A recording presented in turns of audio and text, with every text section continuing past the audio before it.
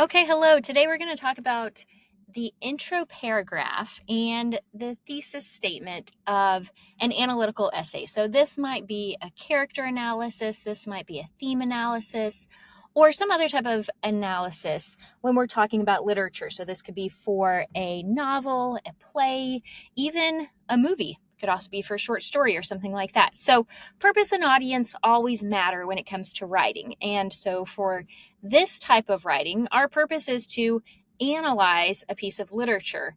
And our audience might be your teacher, your instructor, your parent, if you are homeschooling. Somebody like that is probably your audience for this essay, although you might be publishing it beyond your audience might be bigger than simply your teacher or instructor, and you might be publishing it in some other format. But a lot of times for literary analysis, those are the people that will typically read our essays. So we want to always keep that in mind when it comes to any type of writing, who the audience is and what the purpose is. So let's jump into it. The intro paragraph of your analytical essay does a few main things. First, it's going to introduce the topic of the essay. It's going to be brief. It does not really include much supporting evidence because that's what you're going to get to in the rest of the essay. For a 5-paragraph essay, your typical essay for literature, your intro paragraph is probably just going to be 3 or 4 or 5 sentences. It can be much shorter than those body paragraphs. A lot of times it'll include a hook sentence, which you don't need to make that all wild and crazy and fancy. And we'll get into that in just a minute, but some type of draw for the reader, something to pull the reader in. Even if the reader is simply your teacher or instructor, you still want to pull them in some way. Our intro paragraph is going to include some type of connector between the hook and the thesis statement.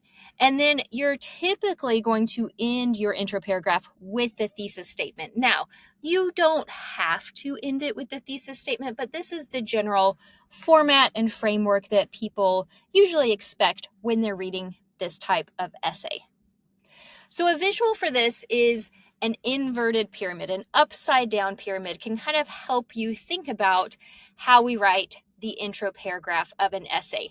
We usually start broad with a general idea. Let's say we're writing about the Count of Monte Cristo and we're going to talk about revenge. So we might start with this broad topic of revenge here. We're going to have a hook, and we're going to talk a little bit about revenge, and then as we go further into the intro paragraph, we're going to get more and more specific, and we are going to narrow down or connect that big topic with our thesis statement. So there at the top, we've got the broad topic, the big idea. Hook would be here somewhere. Then we're going to narrow it down. This is where we're going to specifically state the book or movie or text or novel or play that we're talking about and the author.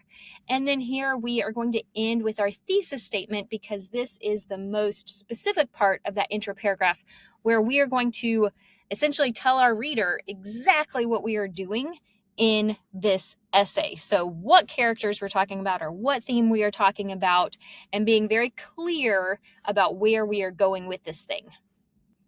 So let's break it all down a little bit more. The hook sentence, you have probably heard about the concept of a hook before because almost all types of writing have some type of hook, whether you're writing fiction or nonfiction or analysis or narratives. Generally, we're going to have a hook, but the type of hook might vary slightly depending on the type of writing you're doing. So one way to do this is to just write a strong statement. This is going to bring up the topic that you're talking about, and because of the words you use, because of the diction, maybe strong verbs, strong nouns, that's going to catch the reader's attention. You might also try a statistic if you are talking about something that lends itself well to your reader understanding it because of a certain surprising statistic. That is an option. You might put a quotation here as a hook that again draws the reader in. Maybe the quotation is very interesting or familiar or surprising and unfamiliar. Any of those things can work. Generally, what you want to avoid with your hook are overly broad questions or sentences. For example, a question such as, have you ever felt alone?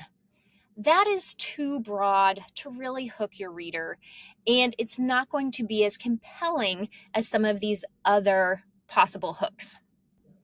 So let's look at a few examples to clarify this a little bit further. Okay, again, let's say I'm writing an essay about the Count of Monte Cristo. An idea for a hook sentence could be something like, revenge functions like a cancer. Now that is a simple sentence.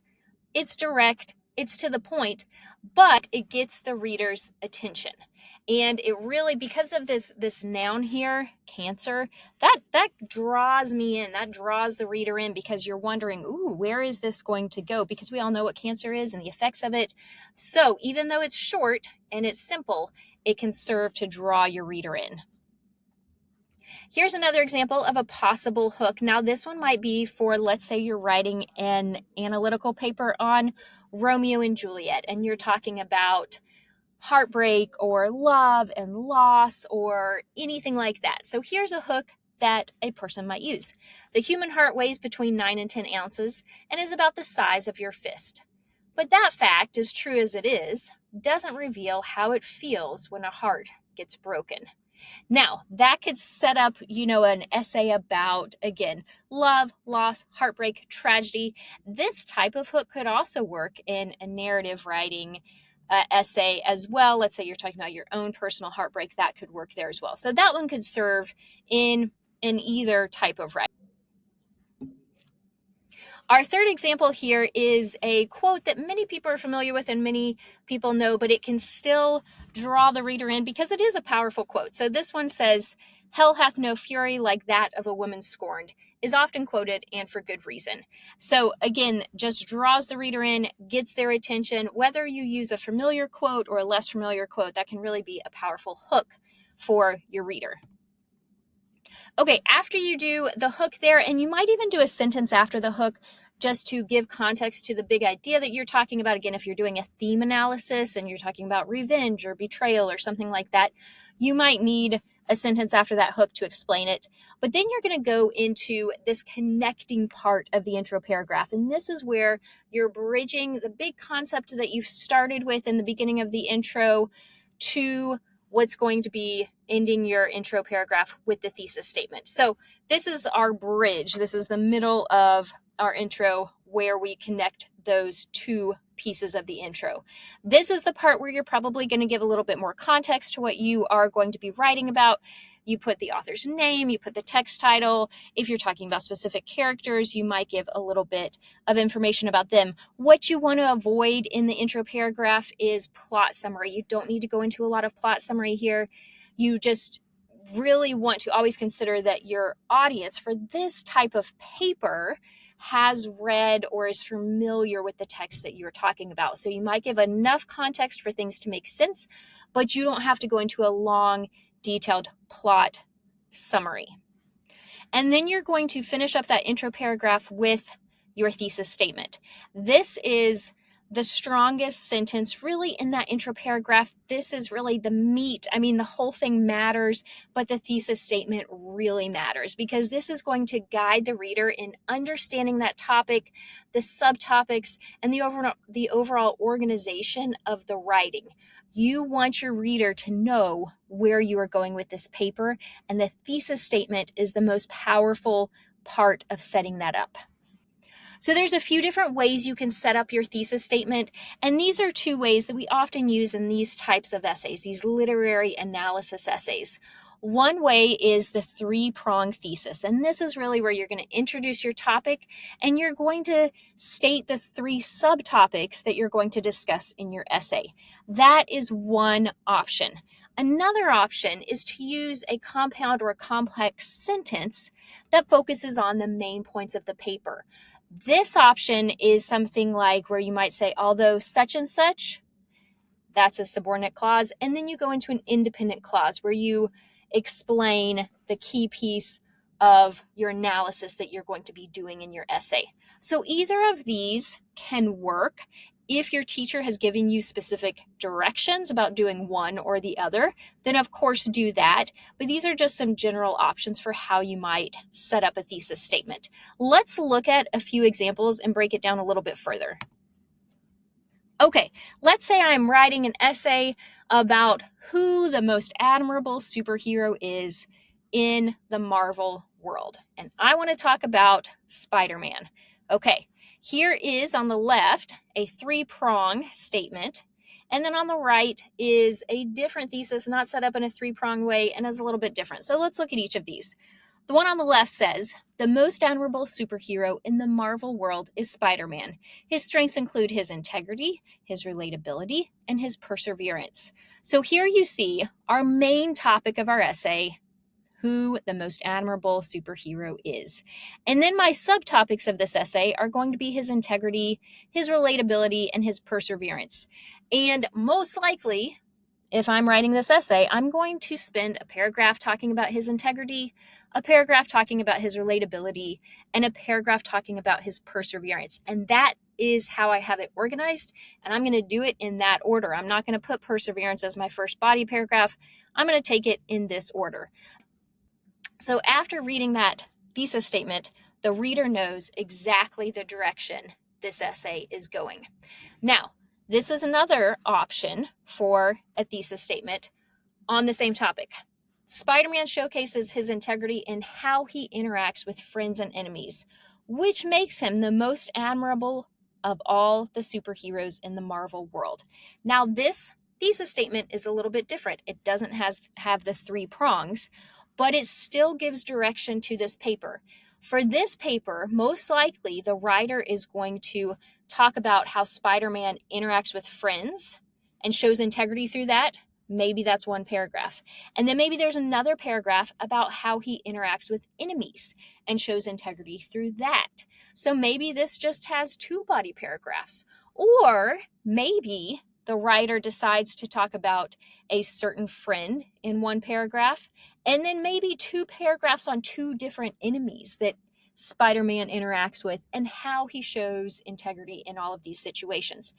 That could also work for this essay. Okay, so let's do a little bit of practice with thesis statements. Okay, imagine you are writing an essay about the movie Elf, and you are going to talk about Buddy the Elf's unique strengths in your essay. Now, if you haven't seen the movie Elf, then pick another movie, pick a character from any type of comic book, movie, show, whatever it might be. But write a thesis statement where you are explaining that character's strengths in a thesis statement. Let's pretend like you're going to write an entire essay on it. If you want, you can use this sentence frame, which can set you up to write a three-prong thesis statement. So this sentence frame says, Buddy the Elf's unique strengths include staying blank, appreciating blank, and blank. Use that sentence frame if you would like, or don't use it and do your own thing. Either one is fine. If you want to, you can pause the video here to practice. Okay, now with that same prompt in mind, reword that thesis statement that you just wrote to be a compound or a complex sentence that answers that same question. But this one you are writing as not a three-pronged thesis statement, just as a sentence, like I said, that's either compound or complex. So again, create a thesis statement for the following prompt. Let's say you're writing an essay explaining Buddy the Elf's unique strengths. How would you write a thesis statement that is not a three-pronged thesis statement, but that could still set you up well to write an entire essay on that? So pause the video here, practice that, and then we'll look at a few examples. All right, so let's look at a few examples. The first one is a three-pronged thesis statement. This one says, Buddy the Elf's unique strengths include staying youthful, appreciating the small things in life, and bringing joy to those who need it most. So if a person is writing an essay about this, they would probably write an entire paragraph about how he stays youthful and what he does, how he sings, all of those different things that he does.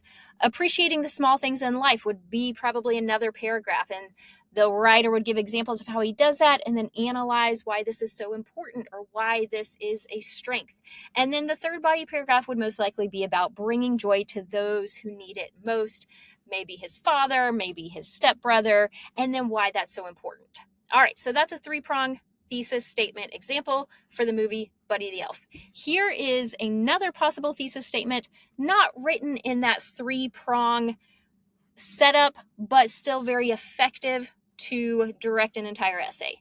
This one says, although Buddy the Elf is viewed as bizarre to most of the people he encounters in NYC, his exuberance for life and winsome personality deeply affect the lives of those who need it most. So that would, again, set you up to write an entire essay about these strengths that he has and how that affects others and why that is so important.